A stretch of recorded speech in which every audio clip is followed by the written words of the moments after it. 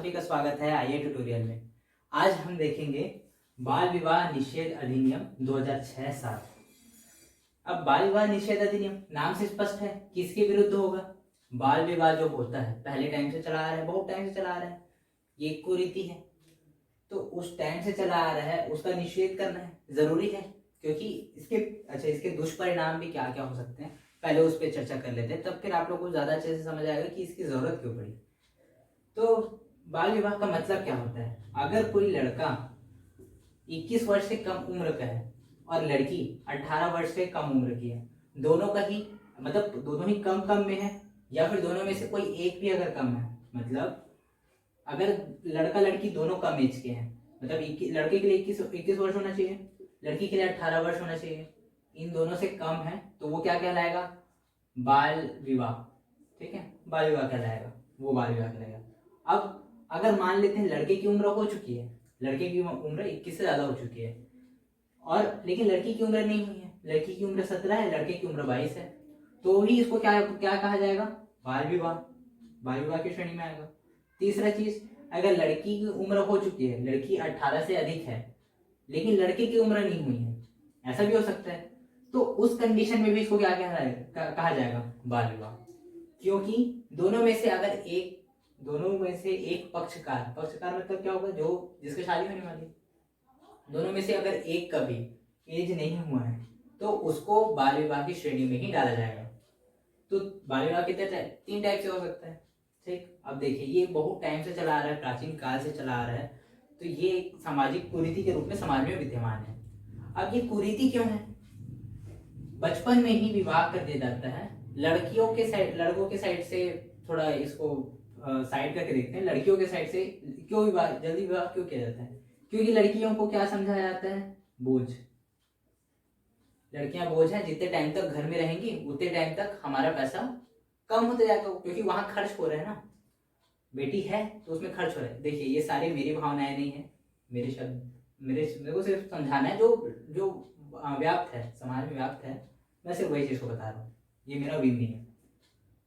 तो जो बोझ समझा जाता है लड़कियों को, जितना जल्दी अपने घर से चल दे उतना छुटकारा मिले, ऐसा सोचते हैं, इसलिए जल्दी से जल्दी लड़कियों की शादी करवा देते हैं। एक ही है। दूसरा, लड़कों का शादी जल्दी से क्यों हो सकता है? अगर लड़का बहुत जल्दी काम करने लग गया है, काम करना मतलब जॉब पे जाने लग गया है, भले उसका कोई बड़ा जॉब ना लगा हो, छोटा जॉब हो, जैसा भी जॉब हो, या फिर हो सकता है फैमिली बिजनेस हो, तो ऐसे कंडीशन में क्या होता है? लड़का तो अपना लाइफ चला रहा है ना, तो शादी कर देते हैं हम, ऐसा सोच के भी शादी कर देते हैं। तो ऐसे कंडीशन में क्या होता है? लड़कों का कम एज में हो जाता है शादी। और तीसरा कंडीशन क्या हो सकता है, जो कि रेयर रहता है, और अभी तो वैसे बाल विवाह बहुत हद तक कम हो चुका है, क्योंकि अभी बहुत अच्छे अच्छे कानून आए हैं, राज्यों में भी अलग अलग हैं और केंद्र सरकार द्वारा भी निर्मित है। तो एक कंडीशन क्या रहता था, जैसे दो दोस्त मिले, तो जब मतलब बच्चों का जन्म हुआ उसी टाइम से सोच लेते हैं कि हाँ ये मेरे घर की बहू बनेगी, ऐसा करके बोल दिए, स्टेटमेंट दे दिए, तो वो उनकी बात पत्थर की लकीर मान लेते हैं कुछ लोग। तो इस टाइप से भी होता है, जल्दी से जल्दी शादी हो जाता है। और ये सबसे ज्यादा कहाँ देखने में मिलता है? राजस्थान में। राजस्थान में बहुत ज्यादा देखने को मिलता है। और छत्तीसगढ़ के बारे में अगर देखा जाए तो छत्तीसगढ़ में रायगढ़ जो ऐसा एरिया है, रायगढ़ जो जिला हमारा, वहाँ इस बहुत ज्यादा साक्ष्य मिलते हैं कि वहाँ हो जाता है बाल विवाह। अब इसके अलावा अब एक नॉर्मल सा मानसिकता, एकदम कॉमन सेंस की बात है, इसको अगर रोकना है तो फिर क्या किया जा सकता है? दो तरीके से रोका जा सकता है। एक तो लोगों को समझा बुझा के कि देखो भाई ये गलत है, और दूसरा क्या रहता है? कानून बना दो, कानून के दायरे में आ जाएंगे तो लोग डर के मारे ही नहीं करेंगे, लेकिन उसके बाद भी जो लोग करना चाहते हैं वो लोग कर लेते हैं।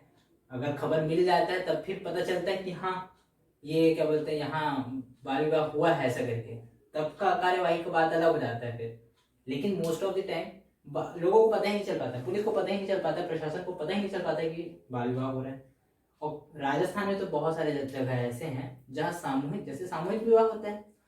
तो सामूहिक विवाह में क्या रहता है? नियमबद्ध रहता है कि हाँ सब बालिग होने चाहिए, लड़के लड़की दोनों ही बालिग होने चाहिए, तो ऐसा कंडीशन रहता है। तो राजस्थान में ऐसा है, बहुत सारे क्षेत्र ऐसे हैं जहाँ सामूहिक रूप से बाल विवाह होता है, बाल विवाह को भी सामूहिक रूप से कर दिया जाता है।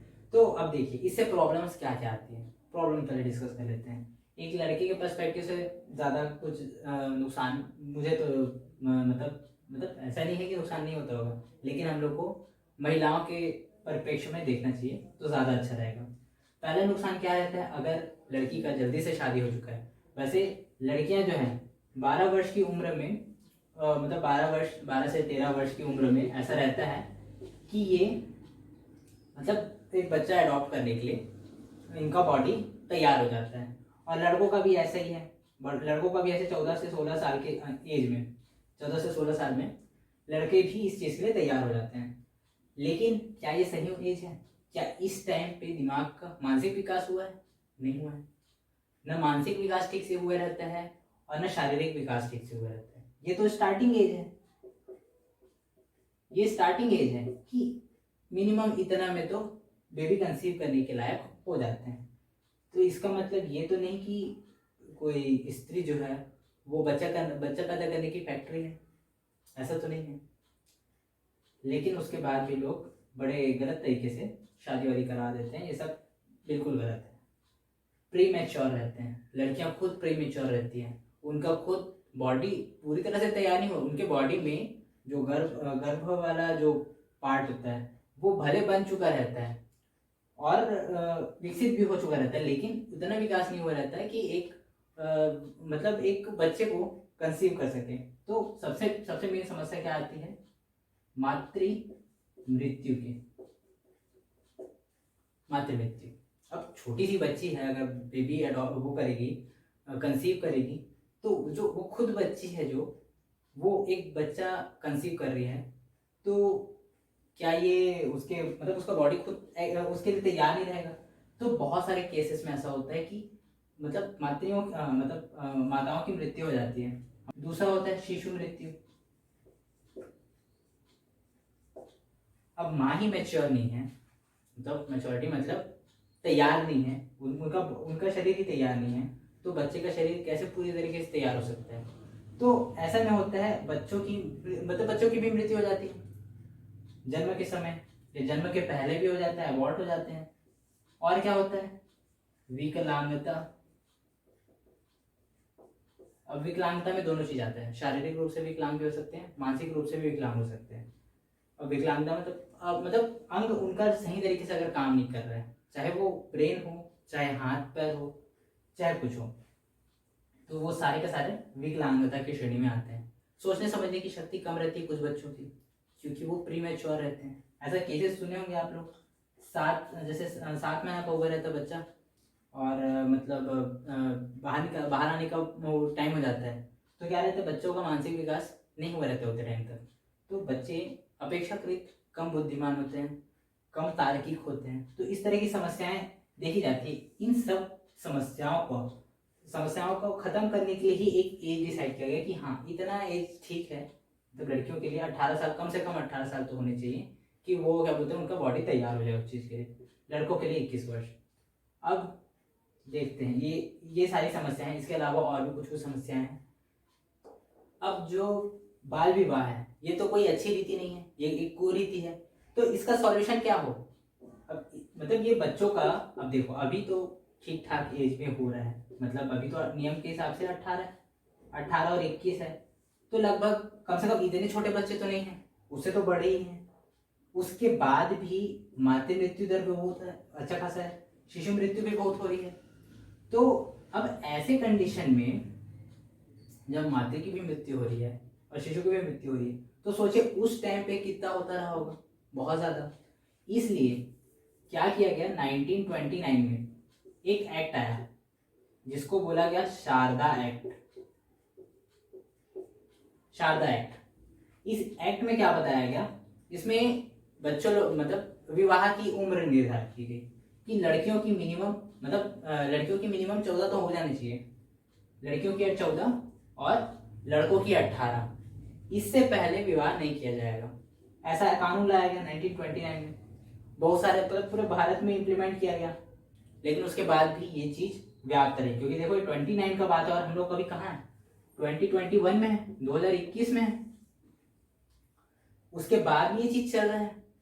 अब ये चीज चल रहा है 14 से 18, अब देखिए इसके बाद फिर पहले 29 में आया, 29 इसी को संशोधित किया गया 1978 में, और 1978 में संशोधित करके एज क्या किया गया, लड़कियों के लिए 18 और लड़कों के लिए 21 वर्ष, ये उस टाइम तय किया गया।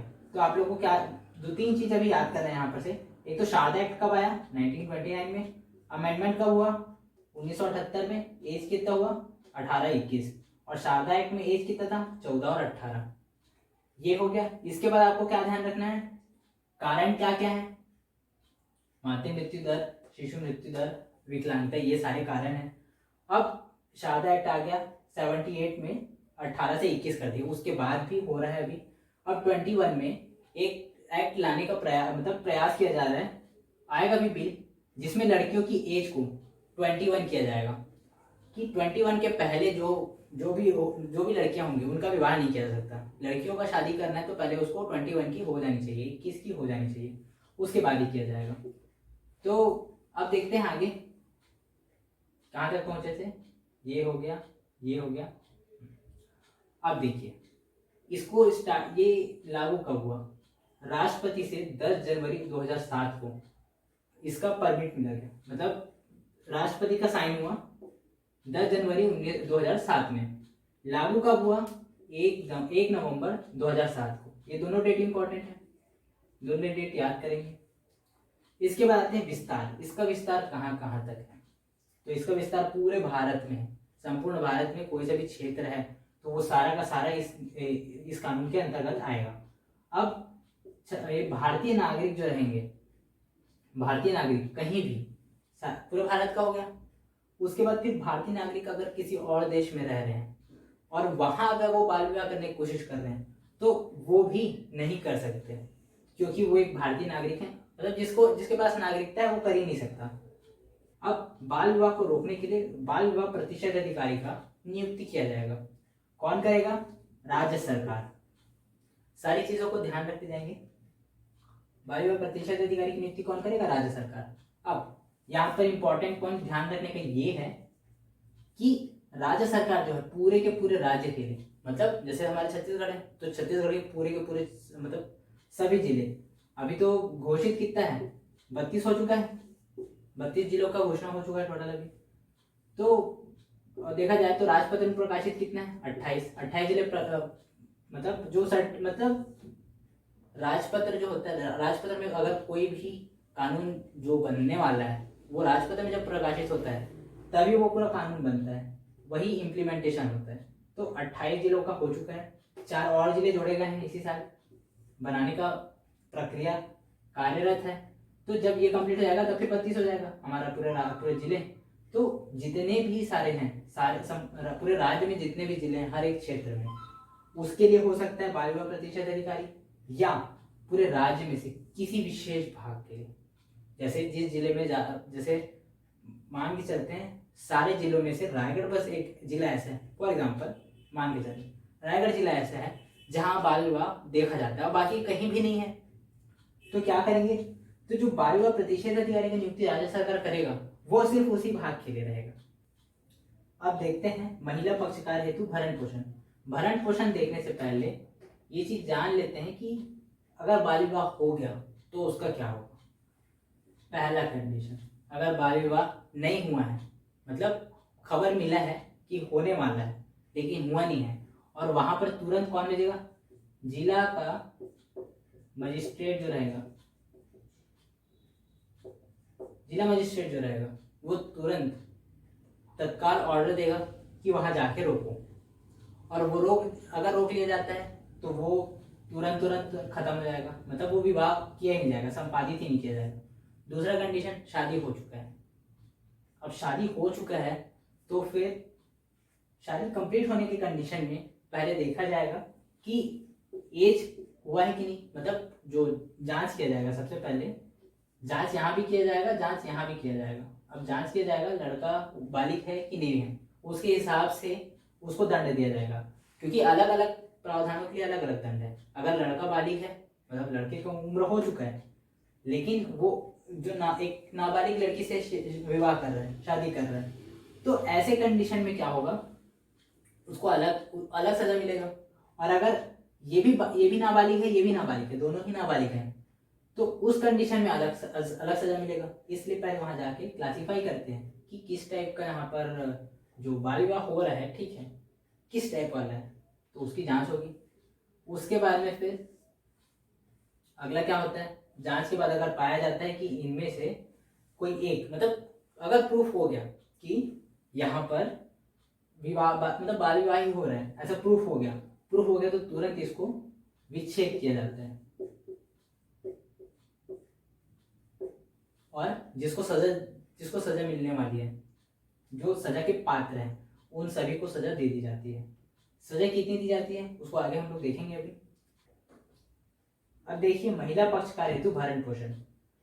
शादी तो हो चुका है, जैसे भरण पोषण उसमें मिलता है, तलाक होता है, तो तलाक में क्या होता है, भरण पोषण दिया जाता है महिला को कि वो अपनी बाकी की जिंदगी को उसको स्पेंड तो करना ही है, मत नहीं रहेगी, तो उसके लिए भरण पोषण दिया जाता है, पैसा दिया जाता है, या फिर हर महीने इतना रुपया दिया जाएगा, ऐसा करके वो एग्रीमेंट होता है। तो वैसा ही एग्रीमेंट इसके लिए भी होता है कि जब तक इसका पुनर्विवाह ना हो जाए तब तक इसके भरण पोषण का जिम्मेदारी किसका रहेगा, लड़के के परिवार से। अब लड़के वाले एक साथ पैसा दे रहे हैं तो भी मतलब वो सारा चीज एक साथ देना है कि हर महीने देना है या हर साल देना है, इसको कौन डिसाइड करेगा, जिला मजिस्ट्रेट। और ये आदेश देगा कि आपको इस तरह से इसके लिए भरण पोषण की व्यवस्था करना है। अब ये ऐसे ही नहीं कर देंगे, ये लड़के के परिवार को देखेंगे कि लड़के वाले कितने सक्षम हैं, क्या हैं, कैसे हैं, उसके हिसाब से उन लड़कों की स्थिति, मतलब लड़के वालों की भी स्थिति के हिसाब से ये डिसाइड करते हैं कि कितना दिया जाएगा और क्या क्या दिया जाएगा, कब कब दिया जाएगा, ये सारा चीज डिसाइड कौन करेगा, जिला मजिस्ट्रेट। अब देखिए, जन्मे बालक की धर्मजता, मतलब अगर देखिए शादी हो चुका है, शादी होने के बाद मतलब तुरंत पता नहीं चला है कि बाल विवाह किया गया, ऐसा करके कुछ टाइम बाद पता चल रहा है, और उतने टाइम तक या तो बेबी हो चुका है या फिर जो लड़की है वो गर्भवती है, उसके पेट में अगर बेबी है, तो ऐसे कंडीशन में क्या होगा, जो बच्चा रहे, देखो शादी तो शून्य हो जाता है, शादी शून्य होगा, उसका कोई कोई और इलाज है नहीं, जो शादी है वो शून्य हो जाएगा, लेकिन जो बालक है इसकी धर्मजता को स्वीकार किया जाएगा। ये बेबी जो मतलब इसकी कोई गलती नहीं, कि इसको इनोसेंट माना जाता है, इसको इनोसेंट माना जाएगा। अब देखिए, इस एक्ट में वयस्क मतलब क्या होता है, जिसका 18 कंप्लीट हो चुका हो, लड़का हो चाहे लड़की हो, 18 कंप्लीट मतलब वो वयस्क। लेकिन इस अधिनियम में अवयस्क का परिभाषा दिया हुआ है। अवयस्क का परिभाषा क्या दिया हुआ है, जो लड़की 18 से कम है, 18 से कम एज की है, वो अवयस्क है। और लड़कों के लिए अगर कोई लड़का 21 वर्ष से कम उम्र का है तो वो भी अवयस्क ही होगा।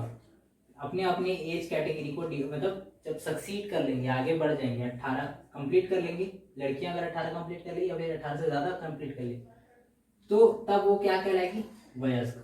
वैसे ही लड़के जब तक 21 नहीं कंप्लीट किए तब तक वो वयस्क नहीं कहलाएंगे, क्योंकि ये एक्ट इसके किस चीज से रिलेटेड है, बाल विवाह से रिलेटेड है। अब देखिए, इसमें सजा का प्रावधान, सजा क्या क्या है। अगर कोई वयस्क पुरुष ऐसा है जो वयस्क का मतलब 21 कंप्लीट कर चुका है, लेकिन लड़की जो है वो कंप्लीट नहीं करी है, तो ऐसे में उसको सजा क्या मिलेगी, 2 वर्ष का कारावास या फिर 1 लाख रुपए का जुर्माना, या फिर दोनों ही एक साथ ही दोनों ही ये सजा मिल सकती है। अनुष्ठानी जो अनुष्ठान कर रहा है, बाल विवाह का आयोजन जो कर रहा है, उसको क्या क्या सजा मिलेगी, 2 वर्ष का कारावास, 1 लाख रुपए का जुर्माना, या फिर दोनों ही। अब संवर्धनकारी जो संवर्धन कर रहे हैं, जो ज्यादा प्रचार प्रसार कर रहे हैं, ऐसे पर्सन को भी 2 वर्ष का कारावास, 1 लाख रुपए का, या फिर 1 लाख रुपए का जुर्माना, या फिर दोनों से दंडित किया जा सकता है। लेकिन ध्यान रखेंगे, अगर कोई स्त्री इनमें व्याप्त है, संलग्न है, इस प्रक्रिया में कोई भी स्त्री अगर आ रही है, तो स्त्री को जो कारावास की सजा है वो नहीं दी जाएगी। हो सकता है उसको जो राशि वाला जो सजा है, जैसे 1 लाख रुपए है या फिर 1 लाख रुपए स्थिति के अकॉर्डिंग रहेगा, तो वो उसको जुर्माने से दंडित किया जा सकता है, लेकिन कारावास से दंडित नहीं किया जा सकता।